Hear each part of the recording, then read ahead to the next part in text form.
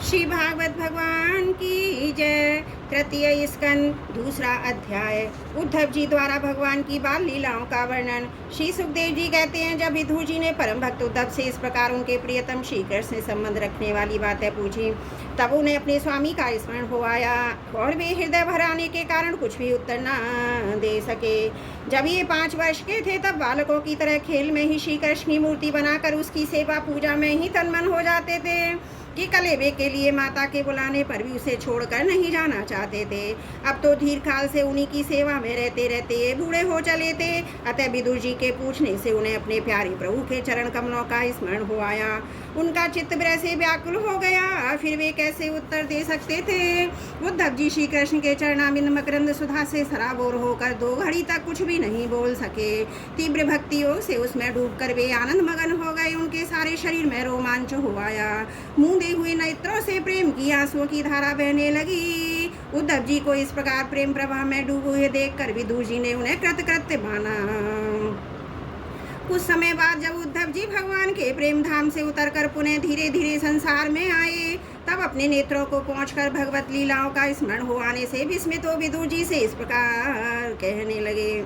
उद्धव जी बोले, विदुर जी, श्री कृष्ण रूप सूर्य के छिप जाने से हमारे घरों को काल रूप अजगर ने खा डाला है। वे श्रीहीन हो गए हैं, अतः मैं उनकी कुछ क्या कुशल पूछूं।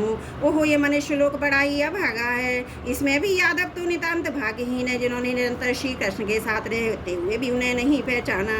जिस तरह अमृत में चंद्रमा के समुद्र में रहते समय मछलियां उन्हें नहीं पहचान सकी थी, यादव लोग मन के भाव को ताड़ने वाले बड़े समझदार और भगवान के साथ एक ही स्थान में रहकर क्रीड़ा करने थे, तो भी उन सब से समस्त विश्व के आश्रय सर्वांतरयामी श्री कृष्ण को एक श्रेष्ठ यादव ही समझा। किंतु भगवान की माया से मोहित इन यादवों और व्यर्थ का बैर ठानने वाले शिशुपाल आदि के अवहेलना और निंदा सूचक वाक्यों से भगवत प्राण मानुभावों की बुद्धि भ्रम में नहीं बढ़ती थी। जिन्होंने कभी तप नहीं किया, उन लोगों को भी इतने दिनों तक दर्शन देकर उनकी दर्शन लालसा को तृप्त किए बिना ही वे भगवान श्री कृष्ण अपने त्रिभुवन मोहन शिव को छिपाकर अंतर ध्यान हो गए, और इस प्रकार उन्होंने मानो उनके नेत्रों को ही छीन लिया। भगवान ने अपनी योग माया का प्रभाव दिखाने के लिए मानव लीलाओं के योग जो दिव्य शिव ग्रह प्रकट किया था, वह इतना सुंदर था कि उसे देखकर सारा जगत तो मोहित हो ही जाता था। वे स्वयं भी विस्मित हो जाते थे। सौभाग्य सुंदरता की पराकाष्ठा थी। अब सुंदर रूप में उसमें आभूषण अंगों के गहने भी विभूषित हो जाते थे। धर्मराज युधिष्ठिर के राष्ट्रीय यज्ञ में जब भगवान के इस ज्ञानाभिराम रूप पर लोगों की दृष्टि पड़ी थी, तब त्रिलोकी ने यह माना कि मानव सृष्टि की रचना में विधाता की जितनी चतुराई है, सब इसी रूप में पूरी हो गई है। उनके प्रेम पूर्ण हास्य विनोद और लीला में चितवन से सम्मानित होने पर ब्रजवालाओं की आंखें उन्हीं की ओर लग जाती थी, और उनका चित्त भी ऐसा तल्लीन हो जाता था कि घर के काम धंधों को अधूरा ही छोड़कर जड़ पुतलियों की तरह खड़ी रह जाती थी। चराचर जगत और प्रकृति के स्वामी भगवान ने जब अपने शांत रूप महात्माओं को अपनी ही घोर रूप असुरों से सताए हुए जाते देखा, तब वे करुणा भाव से द्रवित हो गए और अजन्मा होने पर भी अपने अंश बलराम जी के साथ खाष्ट अग्नि के समान प्रकट हुए। अजन्मा होकर भी वसुदेव के यहाँ जन्म लेने की लीला करना, सबको अभय देने वाले होने पर भी मानो कंस के वैसे वज्र में जाकर छिप रहना, अनंत पराक्रमी होने पर भी काले यवन के साथ मथुरापुरी को छोड़कर भाग जाना, भगवान की ये लीलाएं याद आकर मुझे बेचैन कर डालती हैं। उन्होंने जो देव की वसुदेव की चरण वंदना करके कहा था, पिताजी माताजी, कंस का बड़ा भय रहने के कारण मुझसे आपकी कोई सेवा ना बन सकी। आप मेरे इस अपराध पर ध्यान न देकर मुझ पर प्रसन्न हो। श्री कृष्ण की ये बातें जब याद आती हैं, तब आज भी मेरा चित्त अत्यंत व्यथित हो जाता है। जिन्होंने काल रूप अपनी भ्रकुटी विलास से ही पृथ्वी का सारा भार उतार दिया था, उन श्री कृष्ण के पाद पद पर आग सेवन करने वाला ऐसा कौन पुरुष है जो उसे भूल सके। आप लोगों ने राजसूय यज्ञ में प्रत्यक्ष ही देखा है कि श्री कृष्ण ने द्वेष करने वाले शिशुपाल को वह सिद्धि मिल गई, जिसकी बड़े बड़े योगी भली भांति योग साधना करके सिप्रा करते रहते हैं। उनका विरह भला कौन सह सकता है। शिशुपाल के ही समान महाभारत युद्ध में जिन दूसरे योद्धाओं ने अपनी आंखों से भगवान श्री कृष्ण नैनाभिराम मुख कमल का मकरंद पान करते हुए अर्जुन के बाणों से बंध कर प्राण त्याग किया, वे पवित्र होकर सबके सब भगवान के परम धाम को प्राप्त हो गए। स्वयं भगवान श्री कृष्ण तीनों लोकों के अधीश्वर हैं, उनके समान भी कोई नहीं है। उनसे बढ़कर तो कौन होगा। वे स्वतः ही ऐश्वर्य से ही सर्वदा पूर्ण काम है।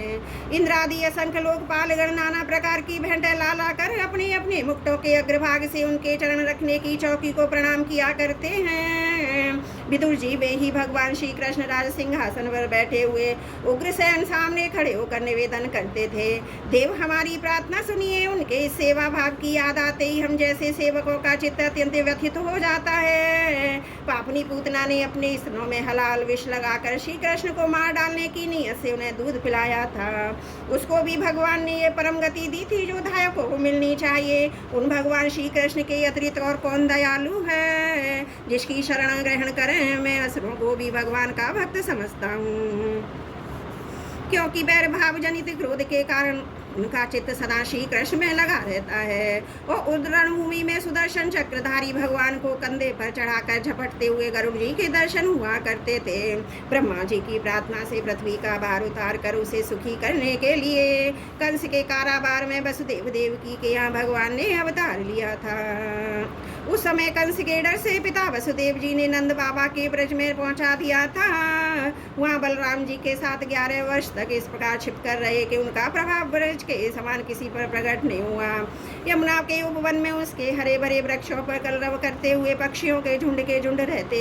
भगवान श्री कृष्ण बछड़ों को चराते हुए ग्वाल वालों की मंडली के साथ विहार किया करते।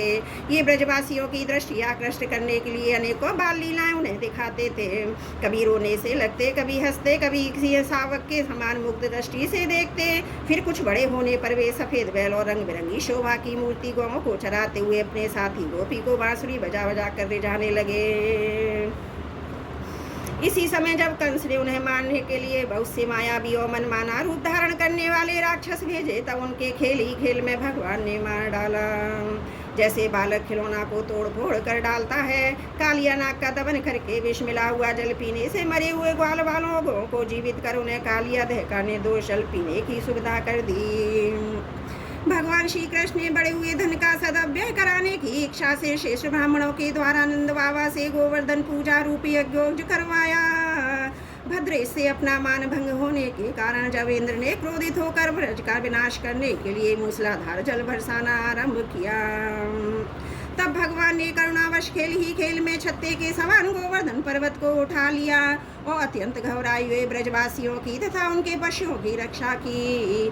संध्या के समय जब सारे वृंदावन में शरद की चंद्रमा की चांदनी छिटक जाती, तब श्री कृष्ण उनका सम्मान करते हुए मधुर गान करते और गोपियों के मंडल की शोभा बढ़ाते हुए उनके साथ रास विहार करते। बोलो भागवत भगवान की जय। तृतीय स्कंद 2 अध्याय समाप्त। त्रुटियों के लिए क्षमा चाहती हूँ।